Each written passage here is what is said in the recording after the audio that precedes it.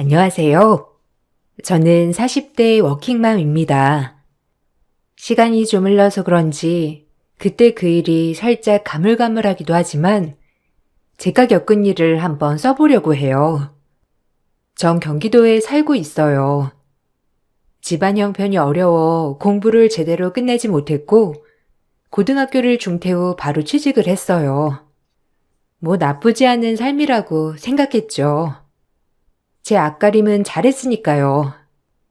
하지만 불행은 연속해서 찾아온다고 제가 한참 취직하고 일을 하고 있을 무렵 부모님이 교통사고로 돌아가셨어요. 정말 제 인생에서 있을 수 없는 일이었죠. 저에게 친오빠가 한 명 있었지만 오빠와는 비교도 되지 않을 부모님이셨기에 상심은 말로 다 할 수 없었습니다. 그렇게 슬픔을 간직한 채 살아가게 되었어요.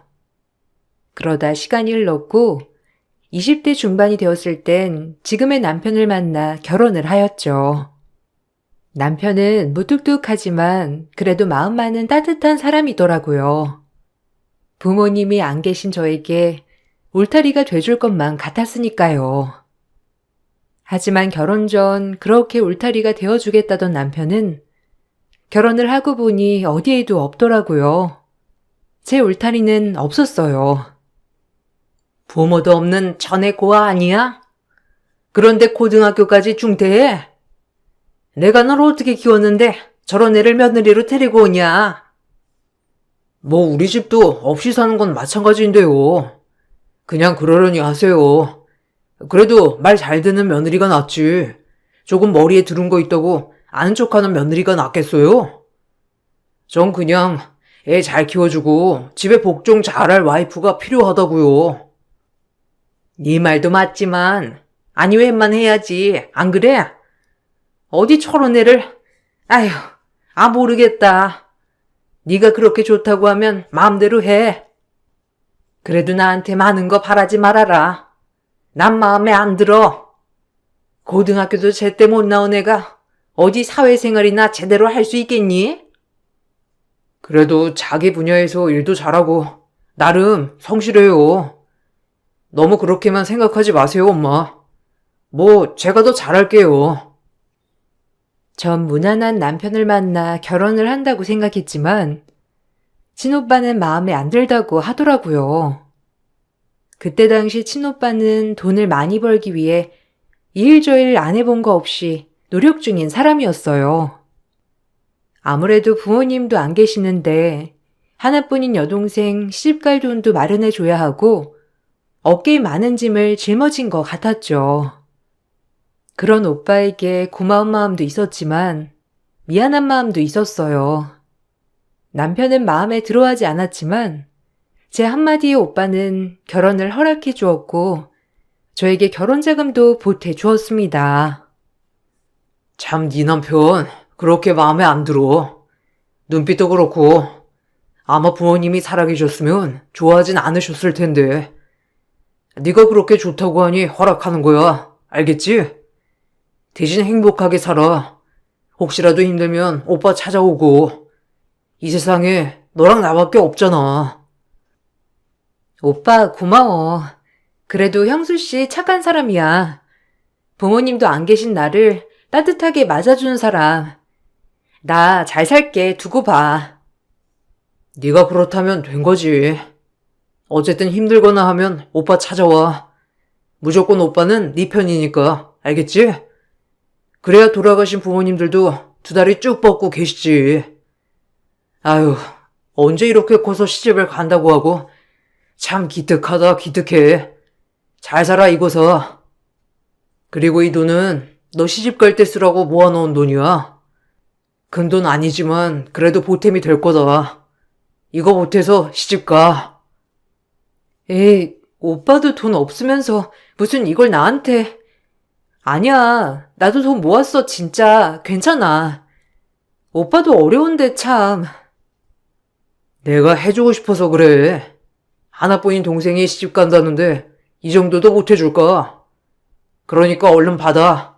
오빠 발 떨어진다. 오빠가 힘들게 돈을 버는 걸 알았기 때문에 참 미안하더라고요. 그리고 고마운 마음이 들기도 했고요. 그렇게 저흰 결혼을 했어요. 모든 기대감을 안고 시작한 결혼 생활이었지만 현실은 저의 상상과는 다르게 흘러가더라고요. 야속하게도 말이죠. 결혼을 하고 보니 모든 게 달라졌어요. 제가 살아왔던 삶과는 반대로 짊어져야 할 것들도 많았고 해야 할 일도 많았어요. 모르고 결혼한 건 아니기 때문에 이해하려고 했어요. 하지만 내 편이 돼줄 것 같던 남편은 결혼하자마자 그 누구보다 남이 되더라고요. 그저 본인의 엄마밖에 모르는 철저한 효자가 된 것이죠. 시어머니와 제 사이에서 무조건적으로 시어머니 편이었어요. 얘, 어쩜 그렇게 간을 딱딱 못 맞추니? 이게 엄마 없는 티가 나는 건가? 대충 넣어도 맛있겠다. 안 그래? 한다고 했는데 어머니 입맛에 안 맞으시나 봐요. 보완할 점 있으면 말씀해 주세요. 다음엔 참고해서 양념장 넣을게요. 그게 말로 해준다고 되니? 요리는 머리만 있으면 한다는데 머리가 모자라는 건지 어쩜 이렇게 싱겁고 짜고 아휴. 그러게 집에서 요리 연습 좀 해라. 시집 온 지 그래도 몇 달인데 아무것도 할 줄 모르면 되냐? 네가 하는 일인데 이제. 뭐? 내가 반만 하는 사람이야? 당신 말 다 했어? 너무하다 진짜. 당신이 그렇게 말하면 나 너무 서운하지. 어머 얘 좀 봐. 이게 누구 앞에서 서방을 쥐잡듯이 잡으려 들어? 너 그렇게 배웠냐? 어? 어른 앞에서 그러라고 배웠어? 남편 말이 어이가 없더라고요. 결혼 전에도 가부장적인 모습은 보였지만 대놓고 저렇게 저에게 면박을 주는 모습을 보니 참을 수가 없었어요. 결국 그날 부부싸움이 시작되었죠. 하지만 뻔뻔하게 본인이 뭘 잘못했냐고 하는 남편을 보니 어이가 없었어요. 그리고 제가 조금의 투정이라도 할라치면 시어머니는 득달같이 저에게 화를 내셨죠. 어디서 화를 내냐고 말이에요. 아까 말 뭐야? 어머님 계셔서 내가 차마 말 못했는데 당신은 어쩜 그렇게 한 번도 내 편은 안 들어주는 거야? 내가 이 집에 시집 온 게 누구 때문에 온 건데 당신 하나 믿고 온 건데 그럴 수 있어? 당신이 그러면 어머님이 날 어떻게 생각하겠어? 안 그래? 아니 그냥 맞는 말 한 건데 뭘 그렇게 따지게. 솔직히 시집 왔으면 이 집 가풍에 따라야 하는 건 맞는 거지. 뭐? 가풍? 조선시대에서 왔니? 어쩜 말을 그렇게 해? 내가 믿을 사람이라곤 당신밖에 없는 거 알면서 진짜 실망이다. 아니 그냥 내 하고 요리 잘하게 좀 책도 보고 하면 되지. 이게 그렇게 따질 일이야? 너도 진짜 피곤한 스타일이다 정말. 나 지금까지 일하고 왔는데 이렇게 바가지를 긁어야겠어? 이러면 너만 힘들어져.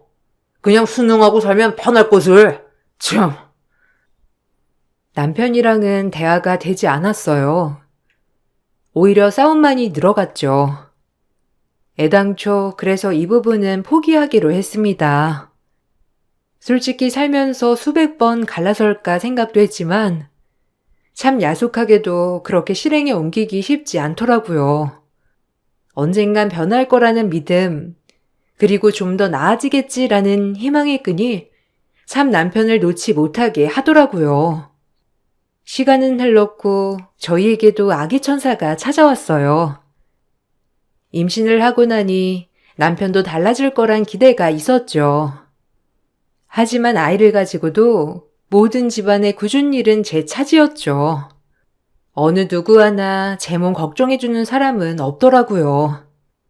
그저 임신을 하나 안 하나 저는 똑같이 이 집에 부엌대기 그 자체였어요.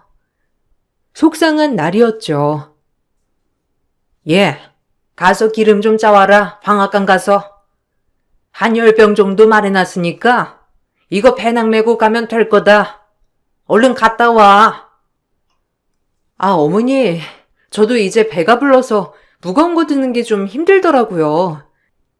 이 일 끝나면 같이 다녀든지 할게요.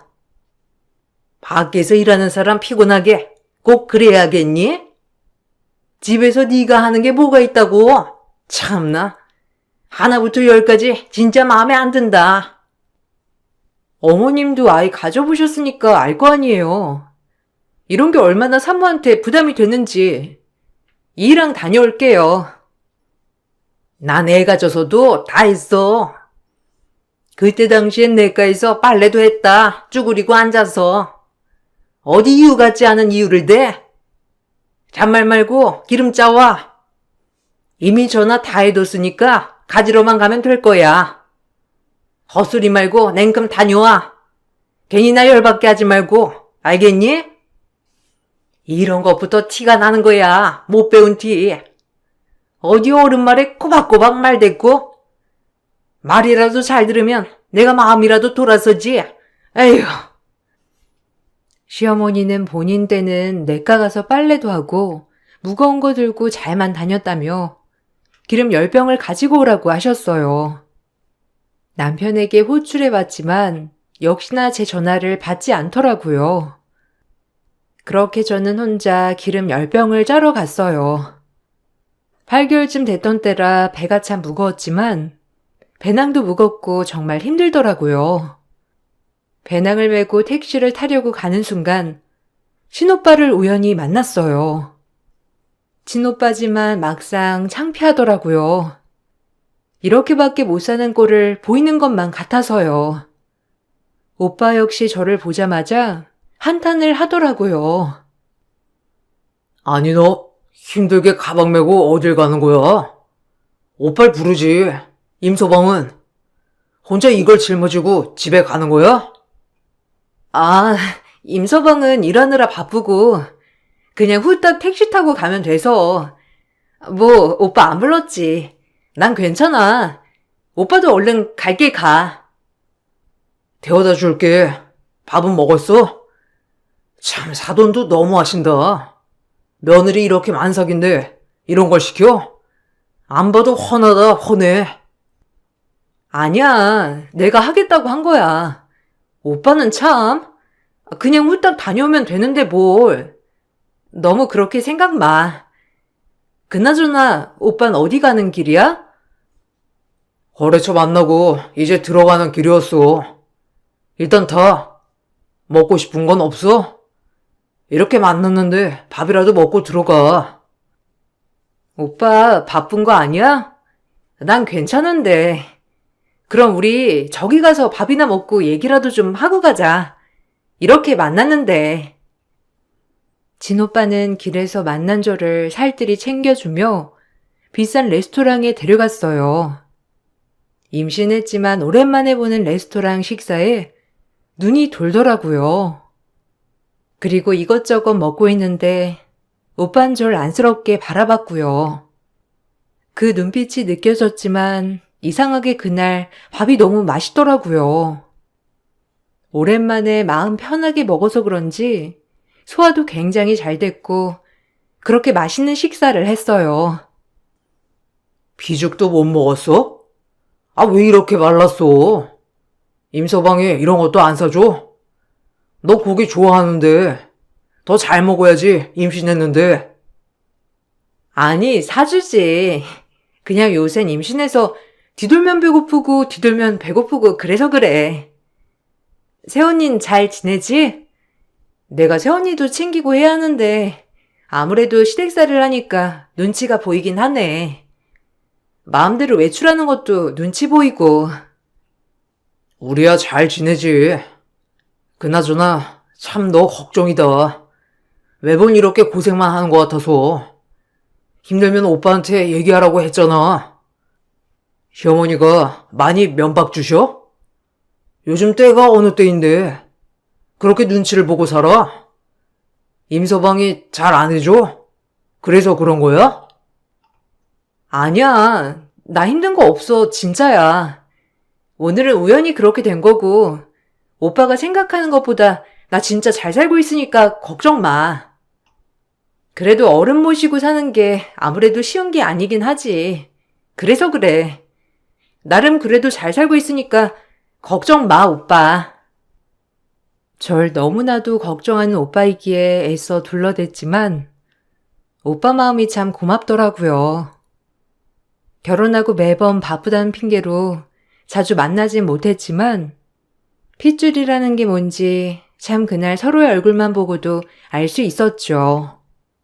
그리고 그날을 뒤로하고 전 만삭이 되어 아이를 낳았어요. 건강한 사내 아이였습니다. 아이를 낳자 시어머니는 더욱더 이해 안 되는 행동을 많이 하시더라고요. 오히려 제가 이 집안의 외부인인 것처럼 취급했어요. 철저히 저를 배척하고 손자를 품에 안으시려고 하셨죠. 이해가 가지 않았습니다. 오늘은 내가 애 데리고 잘 거니까 넌 알아서 자라. 우리 귀한 장손 네 손에 맡기면 되겠어?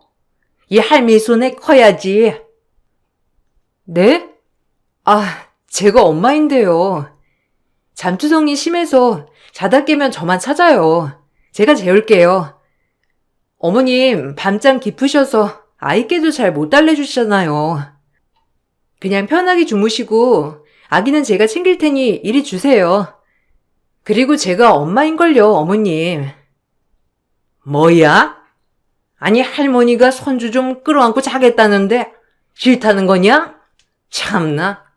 이런 게 며느리 살이구나. 아주 기가 막혀. 그게 아니라 애가 잠투정이 심하니까 제가 데리고 자야죠. 그리고 애가 저를 찾기도 하고요. 어머님은 낮에 보세요. 됐다니까. 세훈이 내가 챙기마. 너도 참 임시 집안 핏줄 내가 챙겨야지. 넌 성도 다른 남이나 마찬가지야. 알아? 시어머니는 극구 거절하며 아들을 주지 않더라고요. 그렇게 전 아들의 엄마인지 부모인지 모를 정도로 살았어요. 제가 조금이라도 아이를 데려갈라 치면 시어머니는 아이를 어떻게 해서든지 주지 않으려고 했고 오로지 본인 품에서만 놀게 하더라고요. 그렇게 시간이 지나자 같이 살고 있음에도 불구하고 아이가 저한테 낯을 가리더라고요. 정말 기가 막힌 나날이었죠. 남편에게 하소연을 해보아도 남편은 보기에 겨운 소리를 한다며 저에게 오히려 면박을 주는 나날이었어요. 그때 살짝 우울증이 왔던 것 같기도 해요. 남편과 시어머니의 성화에 정말 이게 맞는 건가 싶기도 하는 생각도 들었거든요. 우울한 날들이었어요. 내가 세훈이 엄마인데 어머님이 자꾸 세훈이를 너무 감싸고 도니까 세훈이가 나한테 낯을 가려. 문제 있는 거 아니야? 참 복에 겨운 소리 한다. 남들은 애 안 봐준다고 하는데 넌 엄마가 애 봐줘도 그러냐? 참나. 이러니까 잘해줘도 소용이 없다는 거야. 엄마가 얼마나 힘들겠어. 연세도 많은데. 그런데도 불구하고 손자라고 그렇게 봐주시고 있는데 고맙게 생각하지 못할 망정 복에 겨운 소리나 하고 앉아있고. 생각하는 게 왜 이렇게 짧아? 진짜 애다 애야. 어디 어른이라고 할 수 있겠냐? 정말 내가 시어머니가 하는 행동에 고마워해야 하는 건가라는 생각이 잠깐 들기도 했습니다. 하지만 시어머니의 그런 과잉 사랑은 아니라고 생각했기에 제가 많이 바로 잡으려고 했던 것 같아요. 혼자만의 발버둥을 친 거였지만요. 세훈이, 엄마가 유치원 다녀왔으면 손부터 씻으랬지? 얼른 손 씻고 와. 엄마가 간식해줄게. 손 깨끗이 빡빡 닦아야 해. 싫어. 할머니한테 해달라고 할 거야. 엄마는 맨날 나보고 이거 해라 저거 해라만 하고 할머니는 다 해준단 말이야. 세훈이 너 자꾸 이럴래? 네가 이제 7살이면 혼자 하는 것도 있어야지. 자꾸 이렇게 떼쓰면 혼나? 응? 이제 형아인데. 예. 넌 왜 그러니? 어쩜 그렇게 애를 못 봐? 세훈이 이리 와. 할미가 다 해줄게. 부엌에서 얼른 간식이나 가져와. 늘 이런 식이었어요. 아이는 이제 제 말도 안 듣더라고요. 이 집안에서 저는 철저히 왕따인 것 같았습니다. 외롭더라고요. 아이마저도 늘 할머니 품에서 나오질 않으니 제가 정말 식모가 된 기분이었죠. 그러다 사건 하나가 있었어요. 친정 오빠가 하는 사업이 점차 잘 되었고, 그런 오빠는 저희에게 금전적으로 도움을 많이 주려고 하더라고요. 너무 고마운 일이지만 모든 걸 다 받기엔 염치가 없었기 때문에 번번이 거절하는 일도 많았고요. 하지만 오빠는 끝까지 저를 많이 생각하더라고요. 생각해봤는데 이제 나도 여유도 되고 엄마랑 상의해봤거든. 너희 집 하나 얻어주면 어떨까 하는데 어때? 에이, 무슨 집이야. 지금도 어머님네서 이렇게 살고 있는데 괜찮아. 그리고 그 돈 아껴서 오빠 사업자금에 보태야지. 넓은 집은 아니더라도 작은 집 하나 구해줄 여유 정도는 돼서 그래. 엄마 아빠가 살아계셨다면 분명히 하나 해주셨을 건데. 내가 엄마 아빠 되시니까 꼭 해주고 싶어. 시어머니 모시고 사는 게 어디 쉽냐? 너 표정만 봐도 알겠다. 지금 얼마나 힘든지. 임서방한테는 내가 잘 얘기해서 분가라고 얘기해 볼 테니까 너무 신경 쓰지 말고 일단 기다려봐. 오빠가 다 해결할게. 오빠의 아량에 너무 고맙더라고요. 동생이라곤 오빠한테 도움 하나 못 되었는데 이렇게 집까지 해준다고 하는 걸 보니 말만이라도 너무 고마웠어요. 그리고 역시나 남편은 오빠가 집을 해준다고 하니 입이 귀에 걸리더라고요. 공짜는 참 좋아하는 남편이었거든요. 형님이 그래도 염치는 있네. 본인 동생 내가 다 먹여 살리는 거 알아가지고 집 하나 해준다고 하시고, 안 그래? 그게 말이니 막걸리니? 내가 이 집에 사는 식모살이는 생각 안 해? 세훈이만 아니었으면 당신이랑 진짜 끝냈어. 알아? 참나. 누구나 안 그러고 싶은 줄 아나? 어쨌든 엄마한테도 잘 설명했으니까 빨리 이사갈 준비하자고. 드디어 내 집 장만하는구나. 오빠한테 고맙다곤 했어? 아무리 오빠가 여유가 되어도 그게 쉬운 일은 아닌데 오빠한테 고맙다고 해야지. 당연히 했지. 그래도 뭐 내가 공짜로 받는 것도 아닌데 뭐. 안 그래? 너 여태까지 먹여 살렸잖아. 그럼 된 거지. 남편은 드디어 우리 집이 생기는 거냐며 염치 불구하고 받겠다고 덥석 그 집을 받았고요. 남편의 행동이 마음에 들진 않았지만 새 식구 처음으로 나가 사는 거니 저도 설레더라고요. 뭔가 다른 삶을 살 수 있겠다 싶기도 했고 일단 아이와 조금 더 친밀해질 수 있겠다는 생각이 들었고요. 집을 해놓고 이사까지 완료가 되었어요. 기쁘더라고요. 하지만 어머님은 집 명의를 가지고 왈가왈부 하시더라고요. 뻔뻔하게 말이죠. 그 모습을 보니 정말 화가 나더라고요. 이 집안의 민폐는 어디까진가 하고요. 너희 오빠가 해줬지만서도 집 명의를 남자 이름으로 해야지. 어디 여자 이름으로? 아휴, 못 배워먹은 집구석 같으니라고. 저희 오빠가 힘들게 돈 벌어서 해준 집인데 당연히 제 이름으로 해야죠. 저를 보고 해준 건데. 그리고 부부 사이인데 네 집 내 집이 어딨나요? 이번 주 일요일에 집들이 할 거니까 놀러 오세요, 어머님. 어머님이 좋아하는 거 많이 해둘게요. 뭐야? 아주 버르장머리를 다 고쳐서 내보냈어야 했는데 또박또박 말댔고. 아휴, 마음에 드는 구석이라고는 없다. 막말로 네가 그동안 우리 아들 등에 말대 꽂고 산 생각은 안 해봤니? 당연히 네 남편 명의로 집을 해야지. 아유, 속상해 정말. 빨대라뇨? 제가 이 집에서 밥하고 빨래하고 한 생각은 안 하세요? 그거 임금으로 치면 어머님 저한테 한 달에 300만 원은 넘게 주셔야 하는 거 모르세요? 돈으로 따지자면 그렇죠. 참나, 이제 와서 빨대라니 기가 막히네요. 말을 하셔듣고. 너무 기가 막혀 저도 막말을 했어요. 제 막말이 끝나자 시어머니는 엄청 화가 난다는 듯이 막무가내로 때리려고 하시더라고요. 역설과 막말을 하셨어도 한 번도 때리려고 한 적은 없었기 때문에 어머님의 행동에 놀랐죠. 그리고 더 이상 여기 있으면 사달이 날 것 같아 시어머니를 피해 분간집으로 먼저 갔습니다. 도망 나온 거죠. 그리고 집으로 들어가 남편에게 하소연을 했어요. 아, 이제 하다하다 어머님이 내 뺨까지 치려고 했던 거 알아? 나 진짜 기가 막혀서 말도 안 나왔어. 어떻게 그러실 수 있어? 뭐? 엄마가? 네가 분란을 만들었겠지. 그래서 엄마 그냥 두고 나온 거야? 너도 참 너다. 나한테 무슨 말을 듣고 싶었어? 남편은 이 말을 끝내자마자 시어머니한테 전화를 하더라고요. 그리고 그 뒷이야기가 경악스러웠습니다. 정말 여기서 우리 관계는 끝이 났다고 생각했어요.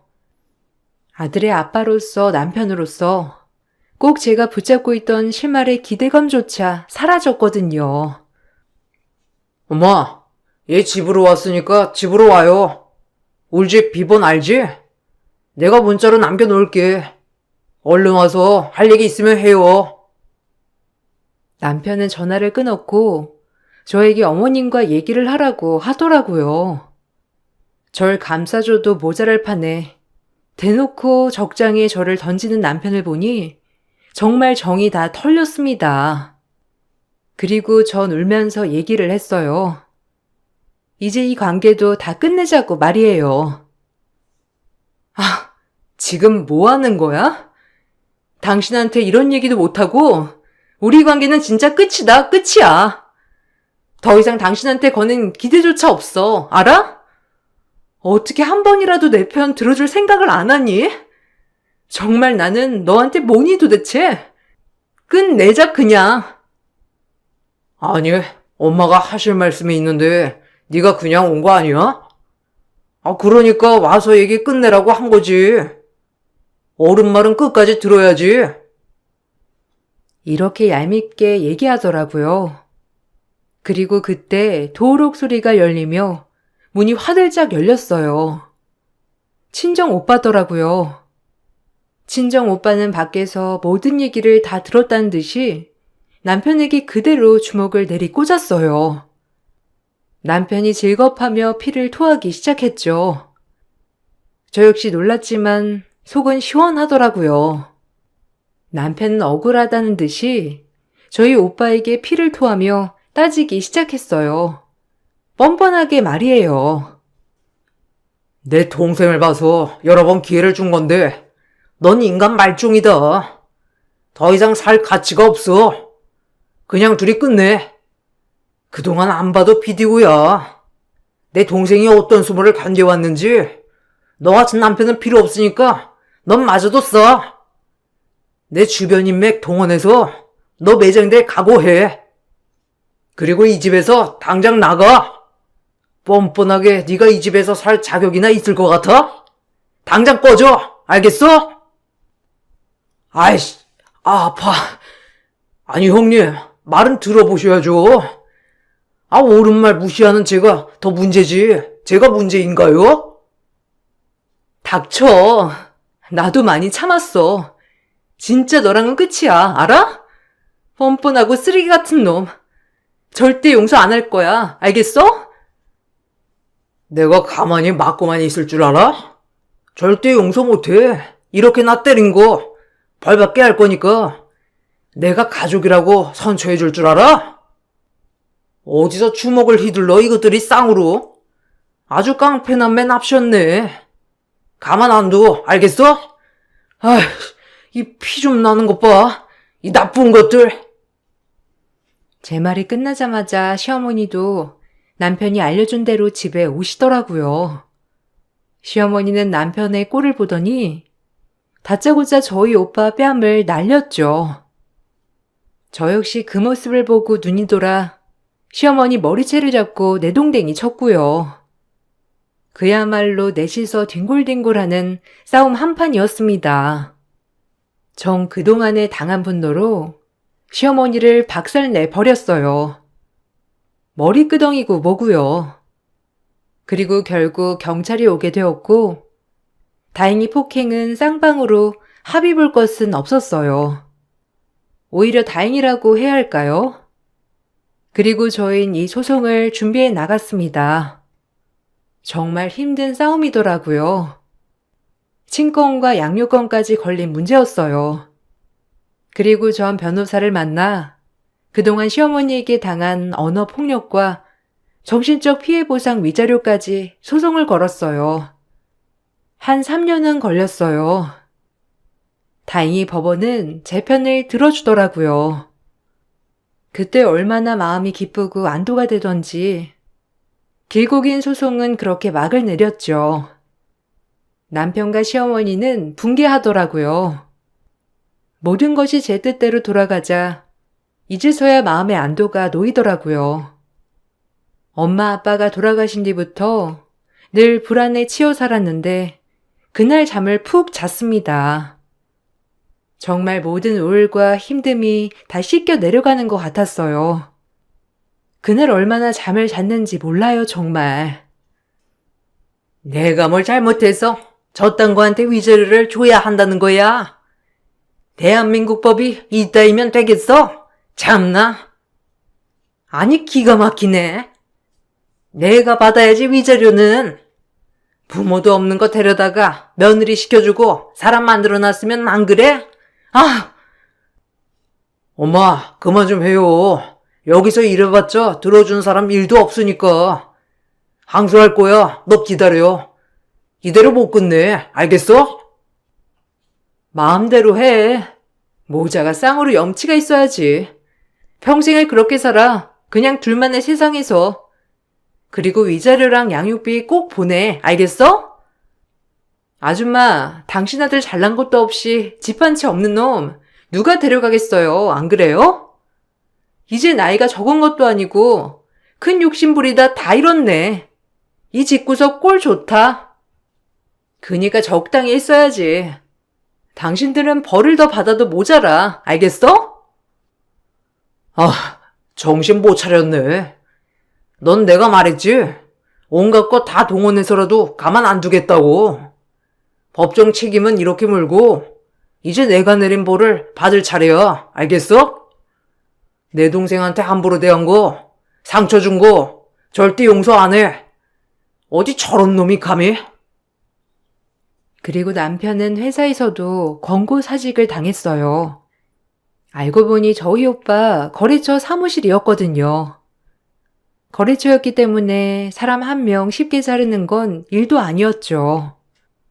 오빠가 얼마나 그동안 남모르게 노력했는지 알겠더라고요. 오빠는 남몰래 그렇게 밤잠 못 자고 일해가며 정말 최고의 위치에 올랐어요. 오빠가 그렇게 남편 팔다리를 묶어놓고 남편은 권고사직까지 당하고 나서야 저에게 사과를 하더라고요. 아무래도 앞날이 막막하니 말이죠. 결혼하고 처음 들어본 남편의 사과였어요. 그렇게 듣고 싶었던 말이었는데 이제서야 듣게 되니 기가 막히면서도 웃기더라고요. 이렇게 쉬운 무릎이었는데 진작 나한테 미안하다고 하지 그랬니? 라는 생각도 들었고요. 참 고소하더라고요. 내가 당한 거 그대로 갚아주는 것 같아서 말이죠. 얼마나 싹싹 빌던지 아주 우습더라고요. 아니 그래도 숨 쉴 구멍은 마련해줘야지. 내가 세훈이 아빠인데. 모유 먹고 살라고 안 그래? 너무하다. 미안해. 그러니까 형님한테 잘 말해서 나 숨구멍 좀 트이게 해줘. 우리 집 지금 너한테 위자료 주고 개털이야. 알잖아, 우리 집 사정. 그러니까 너네처럼 없는 집이 더하다고? 왜 그랬니? 내가 더 없어서 무시했어?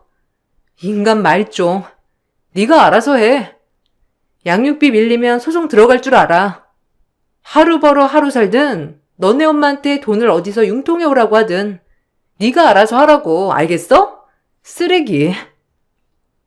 아, 내가 다 미안하다. 사과할게. 엄마한테도 얘기해서 사과하라고 할게. 그러니까 숨통만 쉬게 해줘, 제발. 우리 오빠가 성공해서 다행이지. 과거에 우리 오빠였다면 넌 이렇게 하지도 않았겠지. 이 인간 쓰레기 같은 놈아. 내가 당한 거 너도 똑같이 당해봐. 무시당하고 멸시당하고. 알겠어? 내가 너네 집에서 매일 당한 거잖아. 넌 아직 해보지도 않고 무릎부터 꿇니? 나랑 결혼한 것도 그냥 날 이용한 것뿐이야. 맞지?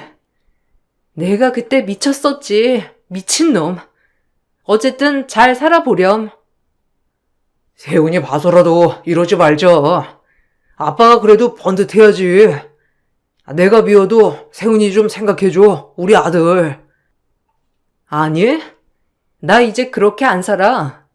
내가 당한 거 다 돌려주고 살 거야. 그러니까 너도 벌 받고 일용직이나 알아봐. 남편이 싹싹 빌었지만 그동안에 쌓여있던 울분이 많았던지라 고소하기만 하더라고요. 그리고 아이는 면접 때만 보여주곤 했어요. 시어머니도 이제서야 본인들이 큰일 난 걸 아셨는지 면접 때 잠깐 만나고 저에게 미안하다고 하더라고요. 뭐 진정성은 1도 느껴지지 않았지만요. 그저 본인들 지금 앞길이 답답해서 아쉬워서 한 소리 같았거든요. 실제로 용서가 되진 않았고요.